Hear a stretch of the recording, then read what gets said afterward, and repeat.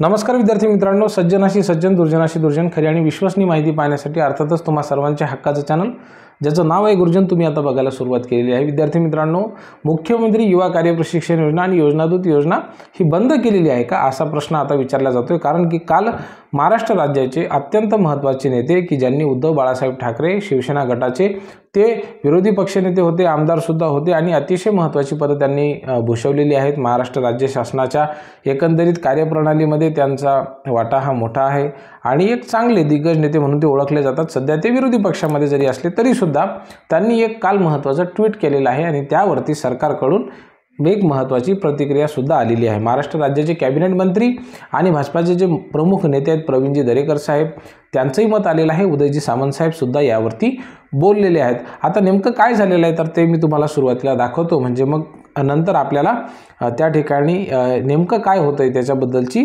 एक माहिती लक्षात येईल। आपल्या सर्वांना विद्यार्थी मित्रांनो माहिती आहे की कालची जी बातमी आहे ती तुम्ही बघितली असेल आणि मी ती ट्विटमध्ये म्हणजे आपल्या लिंकमध्ये सुद्धा त्याची बातमी ही शेअर करतो, ती लिंक शेअर करतो। या योजना बंद। 1. आनंदाचा शिधा बंद। 2. माझी सुंदर शाळा बंद। 3. 1 रुपयात पीक विमा बंद। 4. स्वच्छता मॉनिटर बंद। 5. एक राज्य एक गणवेश बंद। 6. लाडक्या भावाला अप्रेंटिसशिप बंद। 7. योजनादूत योजना बंद।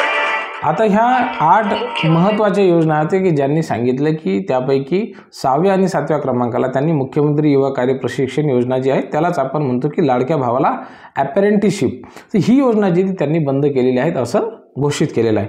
तर या संदर्भामध्ये महाराष्ट्र राज्याच्या कौशल्य रोजगार उद्योजकता आणि नाविन्यता विभागाने 9 जुलै 2024 रोजी एक GR काढून साधारणतः 5,500 कोटी रुपयांची महाराष्ट्र राज्यामधील सुशिक्षित उच्च शिक्षित विद्यार्थ्यांना एम्प्लॉयबल करण्यासाठी, त्यांची एम्प्लॉयबिलिटी स्किल्स वाढवण्यासाठी, रोजगाराभिमुख करण्यासाठी ही अतिशय सुंदर योजना काढलेली होती। आणि पहिल्या फेजमध्ये साधारणतः 1,40,000च्या जवळपास किंवा 1,75,000 आता वेगवेगळी आकडेवारी या संदर्भामध्ये येत आहे, परंतु साधारणतः 1.5 लाखाच्या जवळपास विद्यार्थ्यांनी त्या ठिकाणी प्रशिक्षण घ्यायला सुरुवात केलेली होती। आता नंतरच्या काळामध्ये विद्यार्थी म्हणजे 5 महिन्याचा कार्यकाळ वाढवून दिल्याच्या नंतर ती संख्या थोडीशी कमी झालेली होती, परंतु ऑफिशियली खूप मोठ्या प्रमाणावरती या योजनेच्या संदर्भामध्ये 300-350 कोटी रुपये हे सुरुवातीलाच खर्च करण्यात आलेले होते आणि साधारणतः 5,500 कोटी रुपयांची अत्यंत महत्त्वाकांक्षी ही योजना होती।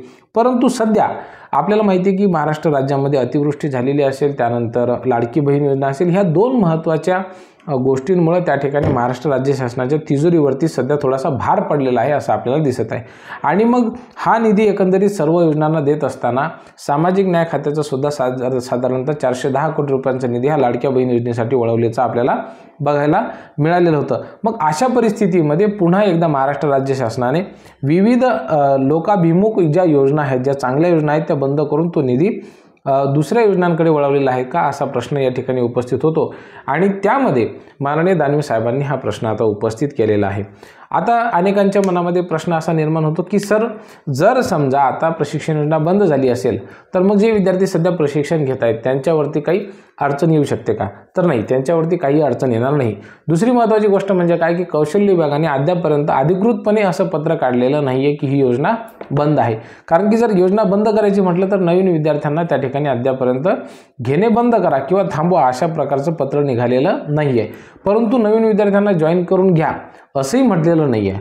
साधारणतः 10 लाख विद्यार्थ्यांना प्रशिक्षण या योजनेमधून एका वर्षामध्ये द्यायचं होतं, ते सुद्धा टार्गेट अचीव होताना दिसत नाही आहे। दुसरी महत्त्वाची गोष्ट म्हणजे की खाजगी क्षेत्रामध्ये प्रशिक्षण पूर्ण केलेल्या विद्यार्थ्यांना किती प्रमाणामध्ये रोजगार उपलब्ध झाला याची आकडेवारी सध्या त्या ठिकाणी राज्य शासनाने किंवा कौशल्य विभागाने जारी केलेली नाही आहे।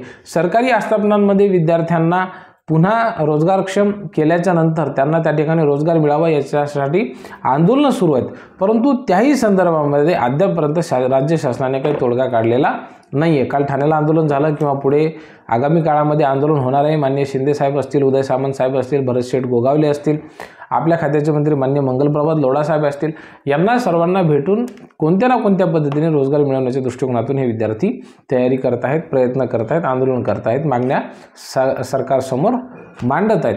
परंतु अद्यापपर्यंत देखील विद्यार्थी मित्रांनो त्या संदर्भाने तोडगा निघालेला नाही आणि म्हणून या ठिकाणी आता या योजनांवरती प्रश्नचिन्ह उपस्थित झालेलं आहे. पुढं नेमकं काय होऊ शकतं, नवीन विद्यार्थ्यांना किती विद्यार्थ्यांना घेतील, रिजॉईनिंगचे तुम्ही निकष बघितलेले असतील, त्यांच्यामध्ये प्रचंड चेंज केला त्यांनी, अनेक सुधारणा केल्यात आणि त्यामुळे विद्यार्थ्यांनी स्वतःहूनच कंटाळूनच ही योजना सोडून दिलेली होती. आता नवीन विद्यार्थी किती प्रमाणामध्ये या योजनेमध्ये येतील हाही मोठा प्रश्न आहे.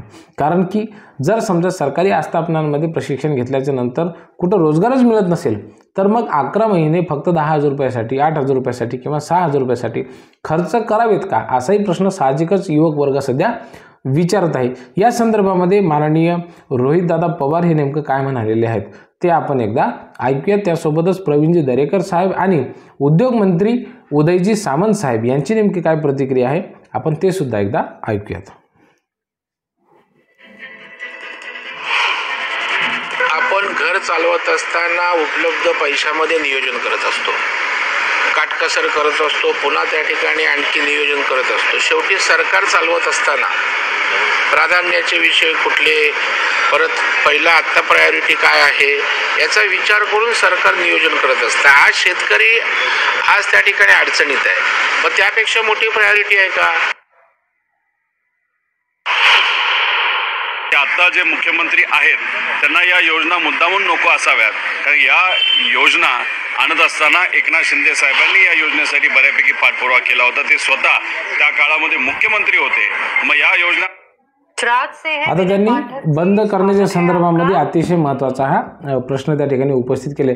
उदयजी सामंत यांनी देखील सरकारची भूमिका मांडणारी त्या ठिकाणी विचारमत व्यक्त केलेलं आहे. परंतु एकंदरीत विद्यार्थी मित्रांनो, आता तुम्हा सर्वांसमोर जो प्रश्न उपस्थित झालेला असेल की सर आता आम्ही काय करायचं, आमचं प्रशिक्षण पूर्ण झालेलं आहे, अनेक विद्यार्थी या योजनेमधून आम्हाला संधी मिळेल अशा विचारामध्ये ते होते, तर अद्यापपर्यंत अधिकृतपणे पत्र निघालेलं नाही आहे. त्यामुळं सध्या या संदर्भामध्ये पॅनिक होण्याची आवश्यकता नाही आहे. हां, परंतु राज्य शासनाने थोडेसे नियम कडक केलेले असल्याचं आपण बघतोय. एक म्हणजे काय की ज्या ठिकाणी 20पेक्षा जास्त कर्मचारी आहेत त्याच शासकीय आस्थापनांमध्ये पदभरती व्हावी आणि ज्या खाजगी आस्थापना आहेत किंवा खाजगी महामंडळ आहेत तर त्यांना पूर्ण कागदपत्र दिल्याशिवाय त्या ठिकाणी आस्थापना म्हणून मान्यता देण्यात येणार नाही आहे. हे सुद्धा तेवढंच खरं आहे. ऑनलाईन पद्धतीने या संदर्भामध्ये आता बायोमेट्रिक पद्धतीने अटेंडन्स लावल्या जाणार आहे. त्यामुळं ते जे बोगस विद्यार्थी असतील ते सुद्धा योजनेमधून पूर्णतः बाहेर पडणार आहेत. या योजनेचा निश्चितच परिणाम आता सर्व विद्यार्थी मित्रांवरती होऊ शकतो हे मात्र निश्चित आहे. राज्य शासनाने ही जी योजना काढली होती ही अतिशय चांगली योजना आहे. या योजनेच्या माध्यमातून प्रशिक्षणार्थी बांधवांना शासकीय कामकाज कशा पद्धतीनं चालतं, वेगवेगळी कचेरीमधले जे कामं असतात त्यांचा प्रत्यक्ष अनुभव या योजनेच्या माध्यमातून आलेला होता आणि म्हणून राज्य शासनाने ही अत्यंत महत्त्वाकांक्षी योजना बंद करू नये हीच फक्त राज्य शासनाला कळकळीची विनंती आहे. ज्या विद्यार्थ्यांनी प्रशिक्षण पूर्ण केलेलं आहे अशा विद्यार्थ्यांना रोजगार उपलब्ध झाला पाहिजे. याही संदर्भामध्ये राज्य शासनाने तातडीची पावलं उचलली पाहिजेत ही सुद्धा शासनाकडे नम्र विनंती आहे. या संदर्भामध्ये आगामी काळामध्ये जर काही अपडेट्स आल्या तर त्या तुमच्यापर्यंत नक्की पोहोचवण्याचा आम्ही प्रयत्न करू. तोपर्यंत काळजी घ्या. खूप खूप धन्यवाद.